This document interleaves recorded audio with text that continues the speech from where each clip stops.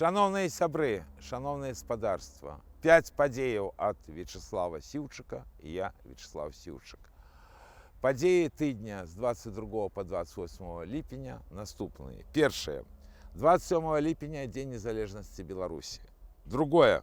25 ліпеня пачатак лукашэнкаўскага візіта в Россию. Третье. 28 ліпеня прэзідэнцкія выборы в Венесуэле. Чацвёртае. 28 ліпеня 110 гадоў пачатку Першай сусветнай вайны. І пятое. 25 ліпеня Дзень памяці Владимира Караткевича. Шановныя сябры, сапраўды на тыдні было вялікае свята ў беларускага народа, якое незаконна спрабуе забараніць Александр Лукашенко. Это Дзень незалежнасці. Хотел бы нагадать, что легитимный День незалежности Беларуси 27 ліпеня. Таму добра, што людзі пра гэта не забыліся, што яны святкуюць гэтую важную дату в гісторыі Беларусі, не паддаюцца беззаконню лукашэнкаўскай улады. А гэта беззаконне вельмі моцнае, таму што мой допіс з віншаваннем беларусаў з Днём незалежнасці был знесены з Фейсбука, таму што лукашэнкаўскую цемру, на вялікі жаль, падтрымліваюць многія сілы на захадзе. І чарговы раз гэта праявілася на Дзень незалежнасці 27 ліпеня. Таму беларусы, са святам, жыве Беларусь. Свой да свайго па свае. Беларусы Варшавы, запрашаю, 15 жніўня а 11:30 пачнецца імша в касцёле святого Александра на пляцы Трох Крыжоў, па заканчэнні якой будзе мерапрыемства, прысвечанае памяці великого беларуса Левона Баразны, якого гэбісты забілі 15 жніўня 1972 года в цэнтры Менска за беларускую мову. Свой да свайго па свае. Другая падзея – гэта візіт пересідэнта да свайго калегі Пачвары. Пра гэта шмат уже пісалі в прэсе. Сапраўды, гэтыя пасідзелкі аказаліся вельмі закрытымі, вельмі працяглымі 3 дні. Тыя фатаграфіі, калі гэтыя Пачвары былі са свечкамі, яны нагадвалі некаторыя народныя прымаўкі, куды ім трэба свечкі засунуць. І мінімум інфармацыі, аб чым там ішла размова, і шмат вельмі домыслаў. Хацел бы нагадаць всім, хто меня зараз чуе, что я неоднойчик казал то, что вы все повинны давно были знать, что 2020 год, калі апошні выбарчы фарс адбываўся в умовах гібриднай войны России супраць Беларусі і в часы сусветнай пандеміі, прынес яшчэ такую рэчаіснасць, што Лукашенко пообещал Путину, что апошні раз ішоў типу президентом Республики Беларусь. І, натуральна, цяпер, калі сітуацыя змянілася, Лукашенко хоча гэта змяніць. І, натуральна, Путин з гэтага выціскае все, што можа. Таму это одна из основных тэмаў, которая была на Варламе, про которую, на вялікі жаль, не кажуць СМИ, хотя она лежит на поверхне.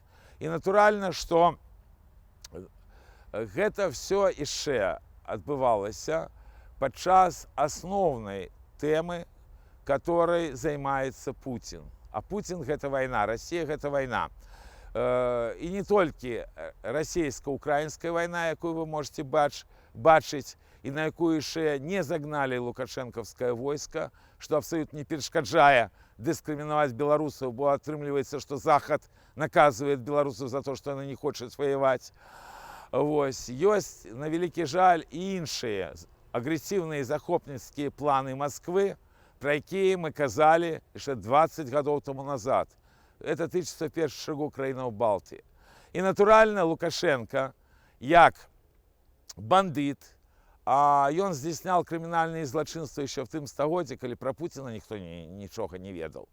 І чалавек, які праводзіць расійскую імперскую палітыку на тэрыторыі Беларусі, практычна праз банду Лукашэнкі зараз спрабуюць знішчыць беларускі народ. Ён з'яўляецца вельмі важным чыннікам для імперскай Москвы в будучых войнах. які, на вялікі жаль, вельмі і вельмі верагодныя. Таму карысная вось гэтая тэма Лукашэнкі, «хочу быць зноў начальнікам», і галоўная тэма для Пуціна – гэта вайна, яны в асноўным і былі за закрытымі дзвярымі, калі гэтыя дзве пачвары сустракаліся разам. І вы бачыце, што той тэрор, тыя рэпрэсіі, которые в Беларусі, ён не спыняецца. Выпусцілі зноў некалькі палітвязняў. Я вельмі рады тое, што яны на свабодзе, в тым ліку і Дар'я Лосік. Намучылі бедного чалавека вельмі моцна, закінулі за краты ні за што. Вот. Жорстка вельмі з ёй паводзілі. Добра, што яна апынулася на волі. Добра, што на волі знаходзіцца ўжо старшыня аб'яднанай грамадзянскай партіі Мікалай Казлоў, але ж вы можете паглядзець штодзённую інфармацыю з Беларусі, нават в нашых СМІ, дзе мала пішуць пра рэпрэсіі, і пабачыць, што кожны дзень беларусаў арыштоўваюць, судзяць. Мы даведаемся все новыя і новыя падрабязнасці пра жахлівыя сталінскія часы, якія прынес Беларусі той 2020 год. І, натуральна, гэта ўсхваліваецца не толькі Пуціным, гэта ўсхваліваецца і іншым гарантам улады Лукашэнкі, які все больш і больш выходзіць на першы план, Кітаем, бо Кітай сам праводзіць вельмі жорсткую палітыку в адносінах да сваіх грамадзянаў, што вельмі небяспечна для Беларусі. Гэтая рэпрэсаваная палітыка, яна ўжо заснавана на навейшых тэхналогіях, дзе практычна 100% кантроль над чалавекам. Рэчаіснасць сёння такая, што Кітай, натуральна, выступает в пэўнай ступені і гарантам незалежнасці нашай дзяржавы, але адначасна з'яўляецца вельмі яркім прыхільнікам той банды, якая кіруе Беларусі, і маюць свае стратэгічныя мэты, в тым ліку і на нашу зямлю, і на нашу краіну. Не думаю, што гэтая тэма вельмі моцна всплывала падчас сустрэч вот этих двух старых злачынцаў Лукашэнкі і Пуціна в Расіі. Хаця, магчыма, былі там домыслы, што кремлёвскі карлік мусіў пакрыўдзіцца за балбатню, якую нёс Лукашенко пра Украіну, адвод войскаў, пра безвіз. Ну, ведаеце, яны столькі грошай робяць на Беларусі, на бедным беларускім народзе. Яны маюць такія вялікія стратэгічныя планы па свету. Таму, па вялікому рахунку, што, а нейкі там логіку, што пакрыўдзіцца нейкае выказванне, ну гэта зусім смешна, асабліва калі улічваць, што гэта старыя добрыя партнёры, якія паміж сабой праводзяць газавыя войны уже 20 гадоў. Я казаў, што я глыбока перакананы, што гэты раунд паміж пачварамі зноўку выйграе Лукашенка. В прынцыпе, это вельмі кепска для Беларусі, бо даўно пажадана было, каб гэтая пачварная асоба, калі не ўдаецца яго адправіць у турму, што ён даўно заслугоўвае, хаця бы можна было адхіліць ад улады, але ж такая жорсткая рэчаіснасць. І на вялікі жаль мы бачым, што рэпрэсіі супраць беларусаў змацняюцца, а пачвары показываются в СМИ со свечечками в руках, хотя их близко нельзя допускать до церкваў. Бо где гэтыя сатанисты, а где хрысціянство, это абсолютно розныя рэчы. Пагрозліва то, што так шмат часу яны праводзілі за зачыненымі дзвярамі, вельмі пагрозлівыя планы пуцінскія для всего света і асабліва для Беларусі. І беларусы мусяць заўсёды разумець, што іхні смяротны вораг – гэта Расія, што іхні смяротны вораг – гэта Лукашенко. І вельмі хацелася, каб ворагі былі сапраўды смяротныя, то есть іх уже хутка не было. Третья падзея, яна вельмі цесна звязана з Беларусю. Гэта в нядзелю адбыліся прэзідэнцкія выбары в Венесуэле. Ну, вы ведаеце, што мінулы диктатор Венесуэлы Уго Чавес был стратэгічным саюзнікам для Лукашэнкі, шмат што іх паміж сабой звязвала. Яго наступнік Николас Мадуро, ён больш спакайнейшы ў гэтых адносінах, і адбыліся чарговыя выбары в Венесуэле. На вялікі жаль, яны адбыліся так, як все і прадказвалі. Мадуро проиграл, згодна всем социологічным опытаниям, причем проиграл вельмі моцна, бо социологічныя опытания показывали, что он атрымал всего 25-30% голосов выборщиков, а 3/4 голосов выборщиков атрымал кандидат от оппозиции, навокал якого все об'єдналися, Гонсалес. Ну, я не буду тут долго переказывать, что там отбывалось в Венесуэле, бо здымала просто ўлада всіх, кого толькі могла, каб все-таки забяспечыць вот тыя 51%, які хлусліва назвалі уже ўлады як вынік перамогі сённяшняга кіраўніка венесуэльскага рэжыма. Тут для беларусаў вельмі важна некалькі момантаў. Па-першае, абсолютно некорректно параўноўваць Венесуэлу з Беларусью, потому что там оппозиция мела системный характер. Там не только расколото громадство, там есть, были и есть целые кавалки, где оппозиция все-таки есть уладой, ці была уладой зусім недавно. Это адрознівает от белорусской ситуации вельмі магутна. И другой момент, что оказывается, лёс вот как раз венесуэльской оппозиции показывает слабость Захода, бо на минулых президентских выборах не была признана перамога Мадуры, была признана перамога ягонага оппонента от оппозиции, он был признан и Заходом, але ж карысці от этого ни Венесуэле, ни венесуэльскому народу не было. Закончилось тем, что были погоднения поміж режимом и оппозицией, вот, на что погодился Захад. И в выніку мы бачым, что в Венесуэле адбыліся выборы, якія выборамі назваць немагчыма. Што будзе далей? Но и Путин, и кіраўнік Китая, и Лукашенко уже павіншавалі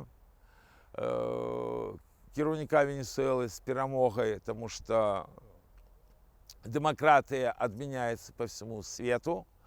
Цікавая реакция краінаў Латинской Америки. Все-таки большасць осудила такое проведение выборов, коли это можно назвать выборами.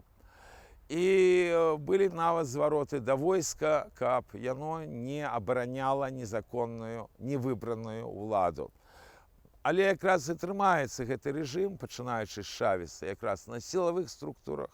Таму, на вялікі жаль, у меня вельмі пессимистичный прогноз наконт далейшых падзеяў, звязаных с выборами президента Венесуэлы, бо в Венесуэле и так вельмі шмат было забіта апозіцыянераў, і на вялікі жаль, я баюся, што зноў будуць вельмі вялікія ахвяры у народа Венесуэлы, а ўладу захаваюць тыя же, хто раней кіраваў і хто не змог атрымаць мандата от народа в мінулую нядзелю. Атрымаць мандат от народа не змаглі, як гэта ніколі не рабіў Лукашенко пасля 94 года, а ж бачите, Лукашенко уже 31 год кіруе, і уже давным-давно кіруе замест Чавеса Мадуро в Венесуэле. Вось такія сумракі зараз в свеце, вось так сёння абстаіць справа, так сёння пастаўлена справа і з выбарамі, да і з дэмакратыяй наогул. І гэта вельмі кепска. Многія элементы, якія вы бачыце на выбарах Венесуэле, яны прымяняюцца натуральна і пры фарсах, якія праводзіць Лукашенко, але все-таки, не гледзячы на весь гвалт, забойства, в Венесуэле захоўваецца верагоднасць того, што выбары калісьці будуць, а вот з Беларусью в гэтым пытанні все вельмі і вельмі кепска. Потому что мне здаецца, што больше и больше людей просто звыкаюцца з лукашэнкаўскім беззаконнем. Ну, пацверджаннем гэтага з'яўляецца наяўнасць демсілаў, якія практычна падтрымліваюць лукашэнкаўскае беззаконие 2020 года, до 2020 года, бо я неаднойчы казал, што есть розніца паміж демсіламі і апазіцыяй. Апазіцыя ніколі не вызнавала антиконституцыйны пераворот, які здзейсніў Александр Лукашенко в выніку незаконных рэферэндумаў. І гэта все было яшчэ ў 20 стагоддзі.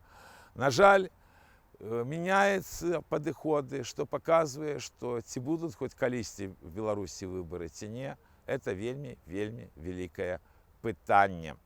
Перадапошняя падзея, яна таксама вельмі трагічная, это 110 гадоў пачатку Першай сусветнай вайны. Хацеў бы нагадаць, што свет тады быў зусім іншы. Нашы продкі жылі в асноўным межах яшчэ Расійскай імперыі, тому што была імперская вайна, вайна паміж імперыямі, большасць якіх і распалася в выніку Першай сусветнай вайны. Хацеў бы нагадаць, што ў той час Расійская імперія пражывала 10% сусветнага насельніцтва. Это непараўнальныя лічбы в параўнанні з сённяшнім часам. І, натуральна, першая імперыялістычная вайна вельмі моцна ударила па Беларусі. Гэта была наогул трагедыя для Европы. Трагедія дастаткова моцная, і менавіта гэтая вайна заклала несправядлівасць, якая нарадзіла практычна два таталітарных рэжыма, і гэтая несправядлівасць праз рэванш, праз імперскія ідэі уже таталітарных рэжымаў прывяла до другой сусветнай вайны. Калі уже другая светная вайна закончылася, здавалася, што чалавецтва зробіць высновы з таго, што адбывалася. Для Беларусі жах імперскіх войнаў быў тым, што абодва разы забіта было больш чвэрці нашага насельніцтва. Гэтыя войны нас цалкам знішчалі.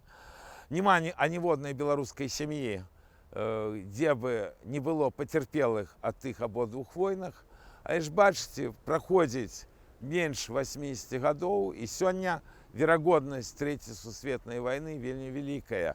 Таму што з аднаго боку адрадзілася рэваншызм на ўсходзе, які абапіраецца на таталітарную мінулую, адначасна на захадзе адбылася вельмі магутная такая, калі можна назваць, перабудова, калі адкінуты былі хрысціянскія каштоўнасці, і праводзіцца пэўны такі эксперымент над людзьмі, і правы сексуальных, расавых і рэлігійных меншасцяў аказаліся асноўнымі, таму былі адкінуты тыя падыходы, якія былі раней.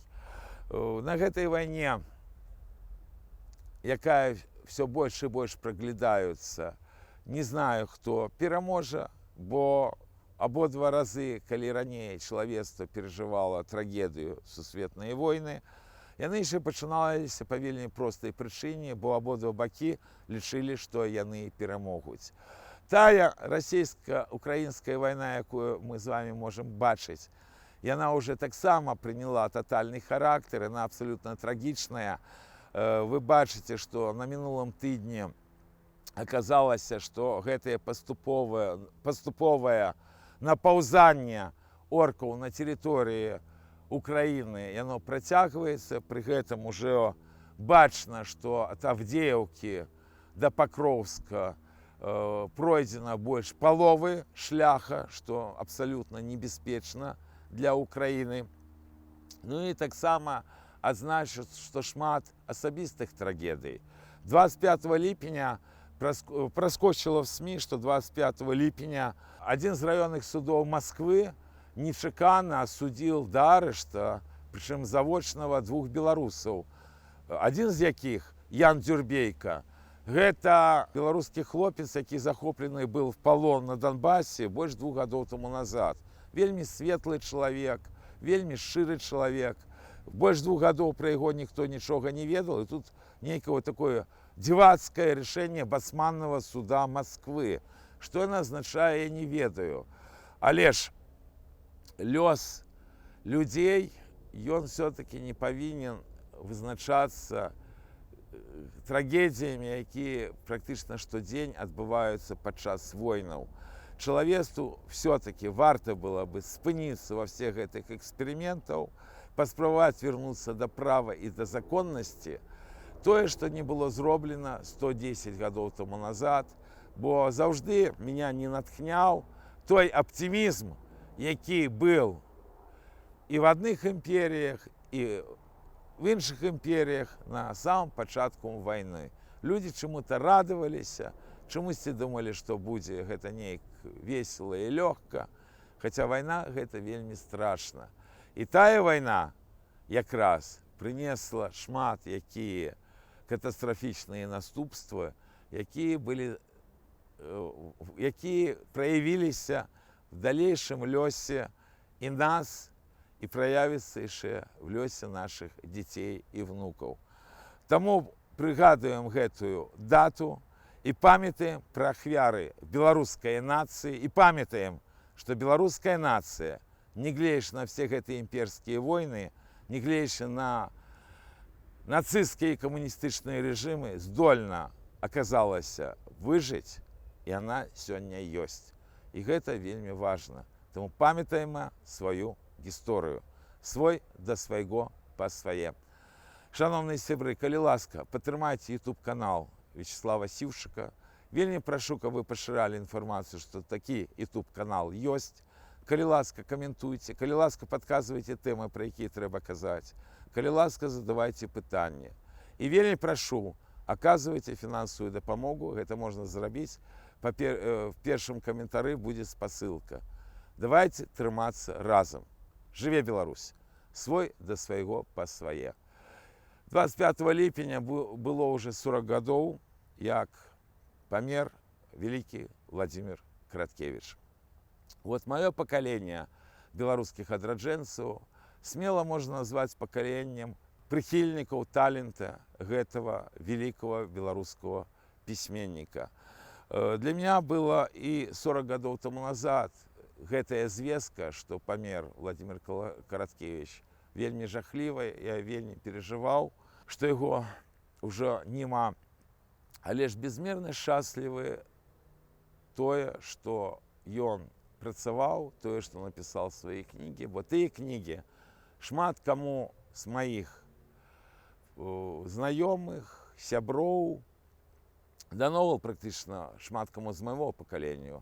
Гэтыя кнігі менавіта дазволілі вырвацца з савецкага палона, перастаць быць саўкамі, а сапраўды быць беларусамі, любіць Беларусь. Бо так, як пісаў Владзімір Семёнович Караткевіч пра Беларусь, мала хто мог бы нават і падумаць.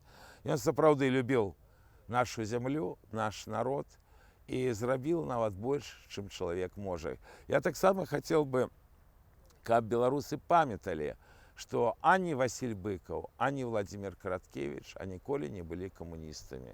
В часы манаполіі кампартіі гэта вельмі дорага каштуе. Караткевіч сапраўды вельмі цудоўны, талентавіты пісьменнік. Вельмі хацелася бы, каб в наш цяжкі час маладыя беларусы чыталі творы Владзіміра Караткевіча. Бо ён пісаў і для іх, пісаў нават для тых беларусаў, якія не нарадзіліся сёння. Бо Владзімір Караткевіч – гэта таксама сведчанне моцы беларускай нацыі. Любовь Владзіміра Караткевіча да нашага народа і да нашай зямлі сапраўды была проста безмежная, яна ярка праяўляецца ў яго творчасці. І гэта абсалютна правільна, вялікі народ. І дай Бог, каб наш народ не толькі выжыў, а вырваўся з таго рабства, якое яму накідваюць чужаземцы. Мы ведаем, што такое павінна все-таки адбыцца. І светлыя кнігі Владзіміра Караткевіча гэтаму таксама дапамагаюць. Шановныя сябры, будзьма разам, Беларусь жыла, жыве і будзе жыць. Жыве Беларусь!